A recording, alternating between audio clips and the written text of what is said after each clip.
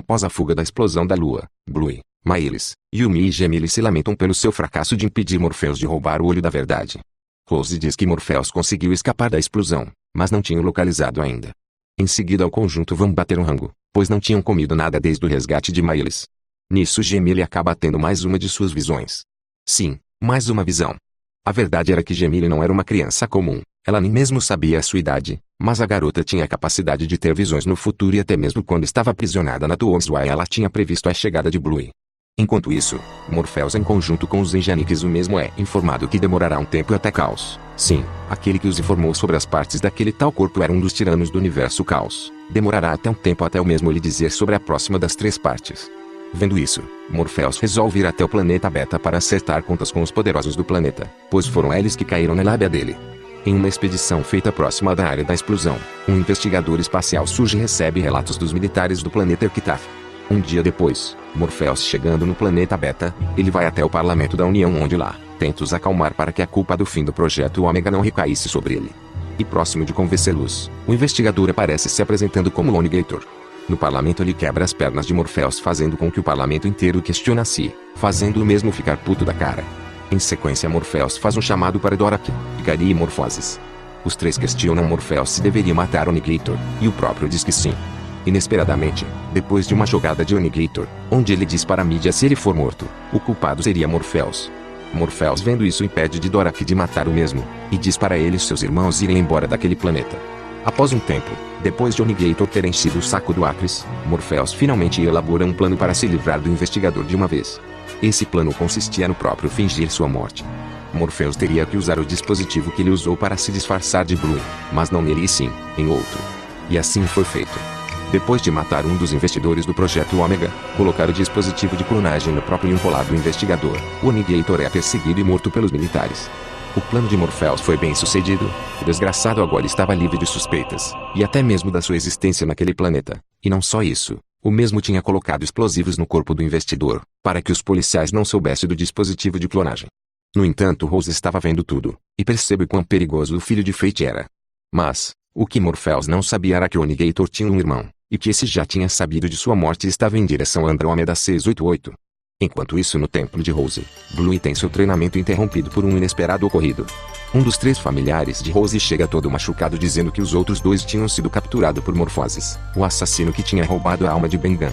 Um dia antes, Morphoses tinha atacado uma nave de turismo espacial, só que nisso os familiares de Rose, Neblina, Venezian e Eric foram combater sem a permissão da mesma. Bluey ouvindo isso percebe que essa será a oportunidade de derrotar Morphoses e recuperar a alma de Bengan. Nisso Gemini, agora com um novo corte de cabelo, também vai mesmo contra a vontade de Bluey. Rose explica a habilidade de Morphoses para Bluey e fala para não destruir o local e que não deveria atacar as almas controladas, pois deveria salvar o máximo de pessoas possível. Bluey manda real e diz que ela não é igual à sua mãe, e que não é nenhuma heroína. Nisso Bluey e os outros vão até Morphoses. Chegando lá, os 4 conseguem salvar Neblina e Venezian e em sequência encontram o assassino. Bluey diz a Miles e Yumi para irem na entrada, onde também estava Gemini, pois ela queria derrotar o Morphoses sozinha. Miles e Yumi atendem o pedido da garota e vão embora. Agora finalmente, Bluey vs Morphoses. A luta foi muito acirrada, levando os 2 ao extremo, inclusive rolando até um mata-leão.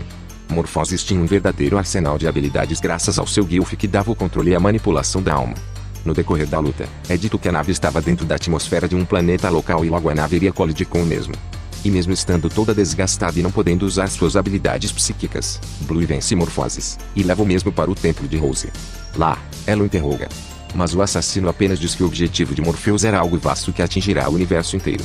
Vendo que mesmo não tinha nenhuma informação sobre Charlotte, e se recusava a dizer a localização de Morpheus, Bluey o mata, deixando todos à sua volta surpresos. Mas Bluey fica aos prantos, pois viu que até aquele momento não tinha conseguido nada sobre sua mãe. Alguns dias depois Bluey e os outros recebem um chamado de alguém misterioso o qual diz que o conjunto deveriam ir até Saturno, pois lá esse alguém podia lhe oferecer informações importantes sobre a situação do momento. Bluey, Yumi, Miles e Gemini vão até o planeta, e lá, seguindo as coordenadas ditas eles encontram o portal mencionado pelaquela voz misteriosa. Após adentrar um portal eles encontram, ninguém menos que o Jin, o antigo parceiro de Charlotte. O mesmo estava velho, segundo ele tinha se passado 68 anos após o desaparecimento dela. Naquele tempo, o universo já tinha sido completamente destruído, e Jin permaneceu naquela dimensão criada por Rose para salvá-lo.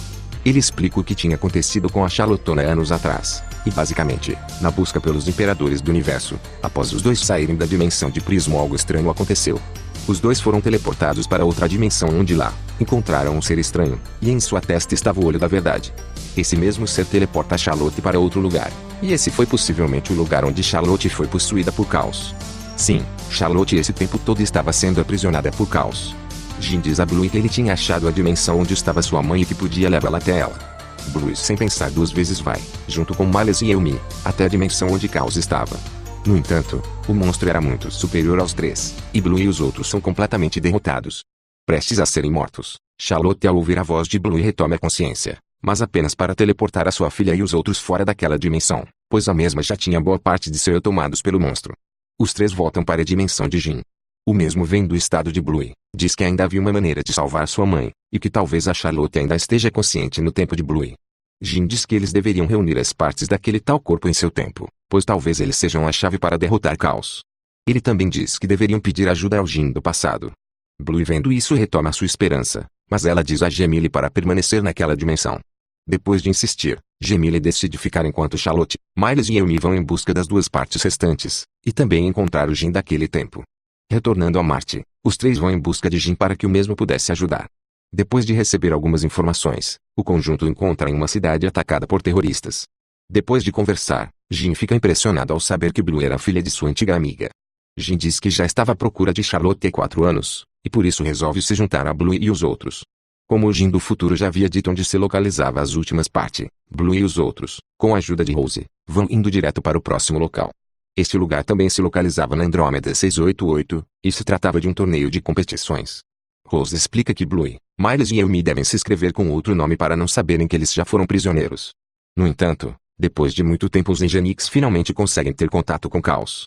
Os mesmos falam para Morpheus que as partes se eram do filho de Caos, que por algum motivo teve seu corpo foi dividido em 3 partes. Mesmo assim, eles dizem a Morpheus que a coluna vertebral se localizava no torneio de competições. Mas Rose já tinha percebido os movimentos dele, e manda seus familiares para enfrentá-lo. No entanto, Morpheus, percebendo que estava sendo observado por alguém, contacta a Dora Kikari, que estavam à procura de Morphoses, seu irmão cujo mesmo já estava morto. Morpheus diz para os dois irem em direção ao torneio de competições e roubarem a coluna vertebral. Nisso, Blue e os outros finalmente chegam no torneio, e acabam por se inscrever no mesmo. Mal sabiam eles que tanto Morpheus, Dora Kikari estava indo em direção aos 4. Após um tempo, Morpheus se encontra com os familiares de Rose. A batalha contra Morpheus é intensa. O mesmo é até levado ao sol, mas graças às habilidades de Anubis o puto consegue se safar. E mandando todos para o vácuo do espaço, o desgraçado consegue matar absolutamente todos. Rose viu tudo, e percebeu que foi um grande erro mandar Theo e os outros para enfrentar Morpheus, e que foi ela responsável pela morte de seus familiares. Enquanto isso, numa conversa com Jin, Gemille tem mais uma de suas visões. Jin pergunta o estranho comportamento da garota. Gemille explica a Jin esses fenômenos estranhos que acontecem, e Jin supõe que a garota seja uma figura astral, que reencarna em várias formas de vida. Após Gemille fazer uma viagem astral em sua mente, é descoberto que ela era a reencarnação de Prelúdio, o ser astral que previa o futuro. Nisso, Gemille acaba tendo uma visão, e que nela Yumi aparecia morta. Vendo isso, a garota resolve ir ao torneio Gold Storm para impedir a morte de Yumi, mesmo Jin dizendo que é impossível mudar o destino. Enquanto isso, o torneio começa. Jin, Blue, Miles e Yumi passam por vários desafios, aprimorando cada vez mais suas habilidades. No decorrer do torneio, Jin se encontra com São, o irmão de Sofia. São diz a Jin que já sabia da morte da sua irmã, e que ela se sacrificou pelo universo. Infelizmente, alguns dos competidores estavam sendo mortos por Dora Kikari, que já tinham chegado no torneio. Enquanto isso, Gemille é teleportada ao templo de Rose pelo ponto de ignição, só que a mesma não estava presente. Em seguida, Gemille vai até o God Storm. Lá, ela invade uma área restrita para arranjar um teleporte até o último estágio, pois nem sabia que lá seria onde a batalha iria acontecer. Após o quarteto chegarem no último estágio, Gemille encontra a Yumi, e antes mesmo das duas se encontrarem com o resto, Blue é atacada pelo Ikari, que usou sua habilidade de controle mental na garota. E enquanto as lutas estavam rolando, ataques de Ki começaram a surgir dos céus. Após isso, todos os lutadores participantes começaram a agir de modo violento, atacando a plateia inteira. O torneio já estava começando a virar um caos, e nisso Blue aparece, cuja mente estava sendo controlada por Ikari. A garota diz na frente de todos os seus amigos para se prepararem, pois mataria todos. Uma grande batalha estava prestes a surgir. Mas, por aqui termina a segunda parte da história de Blue.